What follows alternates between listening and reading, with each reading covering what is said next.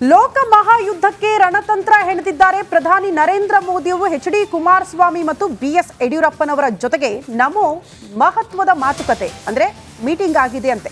10 ನಿಮಿಷ ಸಮಾಲೋಚನೆ ಮಾಡಿದ್ದಾರೆ ಪ್ರಧಾನಿ ನರೇಂದ್ರ ಮೋದಿ ಅವರ ಜೊತೆಗೆ. ಮೈಸೂರಿನಲ್ಲಿ ಸಮಾವೇಶ ಮುಗಿದ ಬಳಿಕ ಚರ್ಚೆಯಾಗಿದೆ. ರಾಜ್ಯದ ಕ್ಷೇತ್ರದ ಪರಿಸ್ಥಿತಿಯ ಬಗ್ಗೆ ಮಾಹಿತಿ ಪಡೆದುಕೊಂಡಿದ್ದಾರಂತೆ. ಕ್ಷೇತ್ರಗಳಲ್ಲಿ ಗೆಲ್ಲುವ ತಂತ್ರಗಾರಿಕೆಯ ಬಗ್ಗೆ ಕೂಡ ಚರ್ಚೆಯಾಗಿದೆ 10 ನಿಮಿಷಗಳ ಕಾಲ.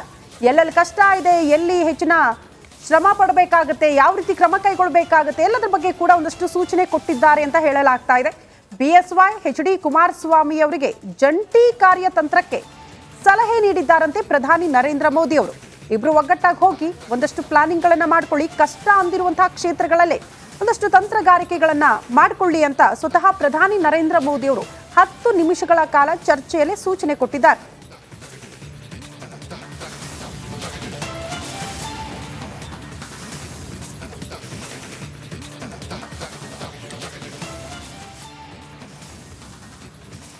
ಓಕೆ, ಮತ್ತೊಂದು ಕಡೆ ಎಚ್.ಡಿ.ಕೆ ದಾರಿ ತಪ್ಪಿದ ಮಾತಿಗೆ ಅಂದರೆ ಈ ಗ್ಯಾರಂಟಿ ಯೋಜನೆಯಿಂದಾಗಿ ಹೆಣ್ಣು ಮಕ್ಕಳು ದಾರಿ ತಪ್ಪಿದ್ದಾರೆ ಅನ್ನೋಂಥ ಒಂದು ಹೇಳಿಕೆ ಇದೆಯಲ್ಲ, ದೊಡ್ಡ ವಿವಾದದ ಕಿಡಿ ಹೊತ್ತಿದೆ. ಇದೀಗ ಕಾಂಗ್ರೆಸ್ ಅದಕ್ಕೆ ಕಿಡಿಯಾಗಿದೆ. ಮಂಡ್ಯದಲ್ಲಿ ದಳಪತಿಯನ್ನು ಮಣಿಸಲು ಮಹಿಳಾಸ್ತ್ರ ಪ್ರಯೋಗವನ್ನು ಮಾಡ್ತಾ ಇದ್ದಾರೆ. ಎಚ್.ಡಿ.ಕೆ ಮಾತಿನಿಂದ ಡಿ.ಕೆ.ಶಿ ಬಿಗ್ ಟಾಸ್ಕ್. ನಾಳೆ ಮಂಡ್ಯಕ್ಕೆ ಭೇಟಿ ನೀಡಲಿದ್ದಾರೆ ಎಚ್.ಡಿ.ಕೆ. ಇದೇ ವೇಳೆ ಎಚ್.ಡಿ.ಕೆ ಗೋ ಬ್ಯಾಕ್ ಚಳವಳಿ ಕೂಡ ನಡೆಯಲಿರುತ್ತೆ. ಇವತ್ತು ಕೂಡ ರಾಜ್ಯಾದ್ಯಂತ ಪ್ರತಿಭಟನೆ ಮತ್ತು ಕೆಲವೇ ಕ್ಷಣಗಳಲ್ಲಿ ಎಚ್.ಡಿ.ಕೆ ಸುದ್ದಿಗೋಷ್ಠಿಯನ್ನು ನಡೆಸ್ತಾರೆ. ಮೊನ್ನೆ ಹೇಳಿದಂಥ ಒಂದು ಹೇಳಿಕೆ ಅದೀಗ ದೊಡ್ಡ ಮಟ್ಟದಲ್ಲಿ ಚರ್ಚೆಗೆ ಕಾರಣವಾಗುತ್ತೆ. ಅದನ್ನು ಕೂಡ ಕೇಳಿಸ್ಬಿಡಿ ಅವರು ಏನು ಹೇಳಿದರು ಮೊನ್ನೆ ಅಂತ. ಗ್ಯಾರಂಟಿಗಳನ್ನು ಘೋಷಣೆ ಮಾಡಿ ನನ್ನ ಹಳ್ಳಿಯ ತಾಯಂದಿರು ಸ್ವಲ್ಪ ದಾರಿ ತಪ್ಪಿದ್ದಾರೆ. ಅವರ ಬದುಕೇನಾಗುತ್ತೆ ಅನ್ನೋದನ್ನ ಯೋಚನೆ ಮಾಡಬೇಕಾಗಿದೆ. ನಿಮ್ಮ ಕುಟುಂಬದ ಬದುಕೇನಾಗಬೇಕು ಯೋಚನೆ ಮಾಡಬೇಕಾಗಿದೆ. ಇವತ್ತು ಈ ಸರ್ಕಾರ ಕಳೆದ ಈಗ ಕುಮಾರಸ್ವಾಮಿ ಅವರು ನನ್ನ ಹಳ್ಳಿಯ ತಾಯಂದರು ಸ್ವಲ್ಪ ದಾರಿ ತಪ್ಪಿದ್ದಾರೆ ಅಂತ ಅಂದರೆ ಅವರ ಹೇಳಿಕೆಯ ಉದ್ದೇಶ ಏನು ಅನ್ನೋದ್ರ ಮೇಲೆ ಈಗ ಬಹುಶಃ ಅವರು ಪತ್ರಿಕಾಗೋಷ್ಠಿಯಲ್ಲಿ ಹೇಳ್ತಾರೆ ಅಂತ ಇರಬೇಕು. ಹಿಂದೆ ಅಲ್ಲಿ ತನಕ ಮಲಗಿದ್ರಾ ಅಂತ ಕೇಳಿದರು, ಅದನ್ನು ಕೂಡ ದೊಡ್ಡ ಗಲಾಟೆ ಆಗಿದೆ. ನಿಜವಾಗ್ಲೂ ಅದರ ಉದ್ದೇಶ ಆಗಿರಲಿಲ್ಲ. ನಾವು ಸಾಧಾರಣವಾಗಿ ನಾವು ಅಲ್ಲಿ ಹೆಣ್ಣುಮಗಳು ಅಂತ ಬಂದಾಗ ಆ ಥರ ರಾಂಗ್ ಇಂಟರ್ಪ್ರಿಟೇಷನ್ ಆಗುತ್ತೆ. ಇದು ಕೂಡ ಆ ರೀತಿ ಆಗಿದ್ದಿರ್ಬೋದು, ಗೊತ್ತಿಲ್ಲ, ಅದಕ್ಕೆ ಏನು ಕ್ಲಾರಿಟಿ ಕೊಡ್ತಾರೆ ಅಂತೇಳಿ. ಬಟ್ ರಾಜಕೀಯದಲ್ಲಿ ನೀವು ಇದೇ ಕೊಟ್ಟರೆ ಅದೇ ಕೊಟ್ಟರೆ ಅಂದಲ್ಲ, ಅದು ಕ್ಲಾರಿಫಿಕೇಷನ್ ಕೊಡಬೇಕಾಗಿರುವಂಥ ಜವಾಬ್ದಾರಿ ಕುಮಾರಸ್ವಾಮಿ ಅವ್ರದ್ದು. ಒಂದು ವೇಳೆ ದಾರಿ ತಪ್ಪಿದ್ದಾರೆ ಅಂತಂದರೆ ಮಾಡುವ ಪದ ಬಳಕೆ ಇದೆಯಲ್ಲ ಅದು ತಪ್ಪಿನಿಂದ ದಾರಿ ತಪ್ಪಿದ್ದಾರೆ ಅಂತಂದರೆ ಏನು ದಾರಿ ತಪ್ಪಿದ್ದಾರೆ ಅಂತಂದರೆ ಅಲ್ವಾ, ಅವ್ರಿಗೆ ಅದಕ್ಕೆ ಉತ್ತರವನ್ನು ಕೊಡ್ಬೋದು. ಇಲ್ಲ ದಾರಿ ತಪ್ಪಿದ್ದಾರೆ ಅಂತಂದರೆ ನಾನು ಸ್ವಲ್ಪ ದಾರಿ ತಪ್ಪಿದ್ದಾರೆ, ಅದಕ್ಕೆ ಏನಂತ ಕುಮಾರಸ್ವಾಮಿನೇ ಹೇಳಬೇಕು. ಬನ್ನಿ, ಹಾಗಾಗಿ ಕಾಂಗ್ರೆಸ್ ಇದನ್ನು ವಿಶೇಷವಾಗಿ ಈ ಒಕ್ಕಲಿಗ ಸಮುದಾಯದ ವಿಚಾರ ಇದೆಯಲ್ಲ, ಒಕ್ಕಲಿಗರು ಯಾರಿಗೆ ಓಟ್ ಹಾಕ್ತಾರೆ ಈ ಬಾರಿ ಅನ್ನೋದು. ಯಾಕಂದರೆ ಕಾಂಗ್ರೆಸ್ಗೆ ಕಳೆದ ಬಾರಿ ಓಟ್ ಹಾಕಿದ ಹಾಗೆ ಈ ಬಾರಿ ಹಾಕಿದರೆ ಮಾತ್ರ ಆ ಒಂದು 7 ಲೋಕಸಭಾ ಕ್ಷೇತ್ರದಲ್ಲಿ 56 ಸೀಟ್ ಬರುತ್ತೆ.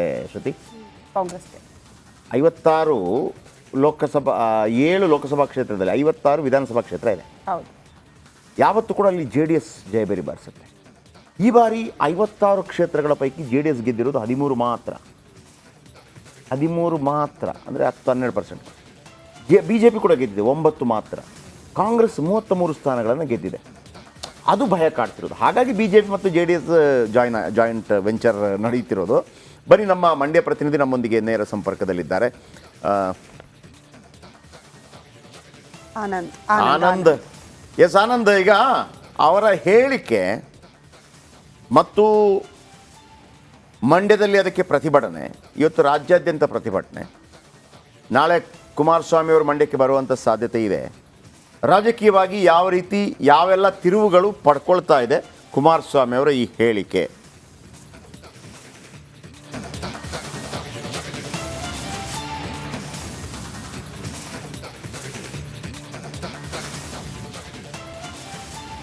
ಜಯಪ್ರಕಾಶ್ ಶೆಟ್ಟಿ, ಕುಮಾರಸ್ವಾಮಿ ಅವರ ಹೇಳಿಕೆಯನ್ನು ಬ್ರಹ್ಮಾಸ್ತ್ರವಾಗಿ ಬಳಸ್ಕೊಳ್ಳೋದಕ್ಕೆ ಈಗಾಗಲೇ ಕಾಂಗ್ರೆಸ್ ಪ್ಲಾನನ್ನು ಮಾಡಿದೆ. ಅದರಲ್ಲೂ ಕೂಡ DCM ಡಿ.ಕೆ. ಶಿವಕುಮಾರ್ ಅವರೇ ಖುದ್ದು ಮಂಡ್ಯ ಜಿಲ್ಲಾ ನಾಯಕರುಗಳಿಗೆ ಒಂದು ಬಿಗ್ ಟಾಸ್ಕನ್ನು ನೀಡಿರುವಂಥದ್ದು. ಈ ವಿಚಾರವನ್ನು ಚುನಾವಣೆ ಮುಗಿಯುವವರೆಗೂ ಕೂಡ ಕ್ಯಾರಿ ಮಾಡಬೇಕು.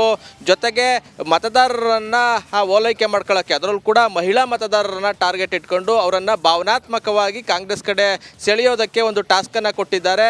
ಕುಮಾರಸ್ವಾಮಿ ಬಂದಂಥ ಸಂದರ್ಭದಲ್ಲಿ ಅವರು ವಿರುದ್ಧವಾಗಿ ಗೋ ಬ್ಯಾಕ್ ಅಭಿಯಾನವನ್ನು ನಡೆಸಬೇಕು ಅಂತ ಹೇಳಿ ಈಗ ಸೂಚನೆ ಕೊಟ್ಟಿರುವಂಥದ್ದು. ನಿನ್ನೆ ಡಿ.ಕೆ. ಶಿವಕುಮಾರ್ ಸೂಚನೆ ಕೊಟ್ಟಿದ್ದಂಥ ಹಿನ್ನೆಲೆಯಲ್ಲಿ ಮಹಿಳಾ ಕಾಂಗ್ರೆಸ್ನಿಂದ ಒಂದು ಬೃಹತ್ ಪ್ರತಿಭಟನೆಯನ್ನು ಮಾಡಲಾಯಿತು. ಅದರಲ್ಲೂ ಕೂಡ ಗೋ ಬ್ಯಾಕ್ ಕುಮಾರಸ್ವಾಮಿ ಅಂತ ಘೋಷಣೆ ಕೂಗಿ ಆಕ್ರೋಶವನ್ನು ವ್ಯಕ್ತಪಡಿಸಿದ್ರು. ಮತ್ತೊಂದು ಕಡೆ ಏನು ಜಿಲ್ಲಾ ನಾಯಕರುಗಳು ಅಂದರೆ ಮಂಡ್ಯ ಜಿಲ್ಲೆಯ ಎಲ್ಲ ಶಾಸಕರುಗಳು ಪ್ರಮುಖ ಮುಖಂಡರುಗಳಿಗೆ ಒಂದು ಸೂಚನೆ ನೀಡಿದ್ದಾರೆ.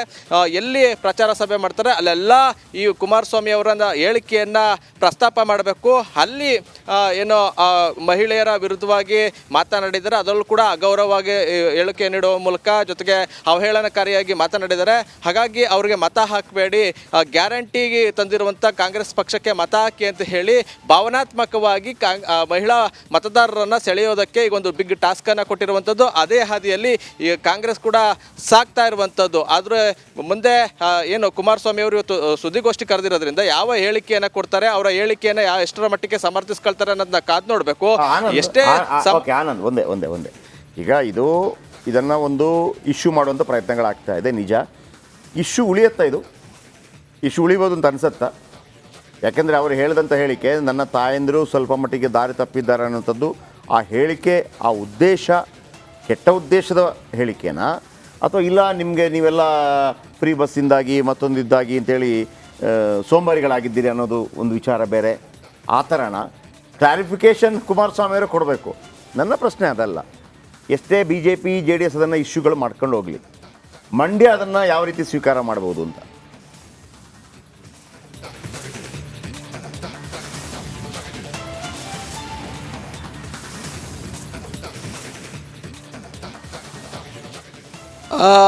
ಜಯಪ್ರಕಾಶ್ ಶೆಟ್ಟಿ, ಈಗಾಗಲೇ ಈ ವಾತಾವರಣ ಹೇಗಿದೆ ಅಂದರೆ ಕುಮಾರಸ್ವಾಮಿ ಗೆಲ್ಲುವಂಥ ಸಾಧ್ಯತೆಗಳೇ ಎಲ್ಲ ರೀತಿಯ ವಾತಾವರಣಗಳು ಕಾಣಿಸ್ತಾ ಇರುವಂಥದ್ದು. ಜೊತೆಗೆ ಏನೋ ಒಕ್ಕಲಿಗ ಮತಗಳನ್ನು ಟಾರ್ಗೆಟ್ ಇಟ್ಕೊಂಡು ಕುಮಾರಸ್ವಾಮಿ ಅವರು ಮುಂದಾಗಿದ್ದರೆ, ಮತ್ತೊಂದು ಕಡೆ ಲಿಂಗಾಯತ ಮತಗಳನ್ನು ಸೆಳೆಯೋ ನಿಟ್ಟಿನಲ್ಲಿ ಯಡಿಯೂರಪ್ಪ ಹಾಗೂ ವಿಜಯೇಂದ್ರ ಅವ್ರನ್ನ ಕರ್ಕೊಂಬಂದು ಅಂದರೆ ನಾಳೆಯಿಂದ ನಿರಂತರವಾಗಿ 8 ದಿನ ಕ್ಷೇತ್ರದಲ್ಲಿ ಸಂಚಾರ ಮಾಡೋ ಮೂಲಕ ಮತಗಳನ್ನು ಸೆಳೆದು ಈ ಮಂಡ್ಯದಲ್ಲಿ ಗೆಲ್ಲೇಬೇಕು ಅನ್ನೋ ಒಂದು ಟಾರ್ಗೆಟ್ ಇಟ್ಕೊಂಡು ಕೆಲಸವನ್ನು ಮಾಡ್ತಾ ಇದ್ದಾರೆ. ಆದರೆ ಮಹಿಳಾ ಮತದಾರರು ಇದಾರಲ್ಲ, ಇದು ನಿಜಕ್ಕೂ ಕೂಡ ಕುಮಾರಸ್ವಾಮಿ ಅವರಿಗೆ ದೊಡ್ಡ ಹೊಡೆತ ಬೀಳುತ್ತಾ ಅನ್ನೋ ಒಂದು ಚರ್ಚೆ ಶುರುವಾಗಿದೆ. ಅದೊಂದು ಹೇಳಿಕೆ ಇದೆಯಲ್ಲ, ಆ ಹೇಳಿಕೆಯನ್ನ ಟಾರ್ಗೆಟ್ ಮಾಡಿ ಏನು ಶ್ರೀಶಕ್ತಿ ಸಂಘಗಳ ಹಿಡಿದು ಮಹಿಳಾ ಗ್ರಾಮ ಮಟ್ಟದಲ್ಲಿ ಮಹಿಳೆಯರನ್ನ ಪರಿವರ್ತನೆ ಮಾಡೋದು ಒಂದು ಪ್ರಯತ್ನಗಳಂತೂ ಆಗತ್ತೆ. ನೋಡೋಣ ಅದು ರಿಸಲ್ಟ್ ಯಾವ ರೀತಿ ಬರುತ್ತೆ. ಓಕೆ, ಮುಂದಿನ ಸುದ್ದಿಗೆ ಹೋಗೋಣ. ಲೋಕ ಅಖಾಡದಲ್ಲಿ ನಾಮಿನೇಷನ್ ಭರಾಟೆ ಜೋರಾಗಿದೆ. ಇವತ್ತು ಕಾಂಗ್ರೆಸ್ ಬಿಜೆಪಿ ಅಭ್ಯರ್ಥಿಗಳ ನಾಮಿನೇಷನ್ ಆಗುತ್ತೆ. ನಾಮಪತ್ರ ಸಲ್ಲಿಕೆ ಹಿನ್ನೆಲೆ ದಿಗ್ಗಜರ ಶಕ್ತಿ ಪ್ರದರ್ಶನ ಕೂಡ ಇರುತ್ತೆ.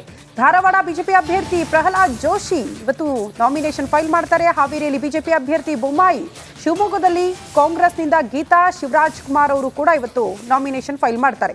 ಬೆಳಗಾವಿಯಲ್ಲಿ ಜಗದೀಶ್ ಶೆಟ್ಟರ್, ಮೃಣಾಳ್ ನಾಮಪತ್ರ ಸಲ್ಲಿಕೆ ಇದೆ. ಚಿಕ್ಕೋಡಿಯಲ್ಲಿ ಅಣ್ಣಾ ಸಾಹೇಬ್ ಜೊಲ್ಲೆ ನಾಮಿನೇಷನ್ ಫೈಲ್ ಮಾಡ್ತಾರೆ. ಎಲ್ಲ ಘಟಾನುಘಟಿ ನಾಯಕರೇ. ಪ್ರಮುಖ ಕ್ಷೇತ್ರಗಳು, ಹೈ ವೋಲ್ಟೇಜ್ ಕ್ಷೇತ್ರಗಳು, ಹೈ ಪ್ರೊಫೈಲ್ ಕ್ಷೇತ್ರಗಳು ಅಂತೀವಲ್ಲ, ಅಲ್ಲೆಲ್ಲ ಕೂಡ ಇವತ್ತು ಅಭ್ಯರ್ಥಿಗಳು ತಮ್ಮ ನಾಮಪತ್ರವನ್ನು ಸಲ್ಲಿಕೆ ಮಾಡುವ ಸಂದರ್ಭದಲ್ಲಿ ಶಕ್ತಿ ಪ್ರದರ್ಶನವನ್ನು ಕೂಡ ಮಾಡ್ತಾರೆ.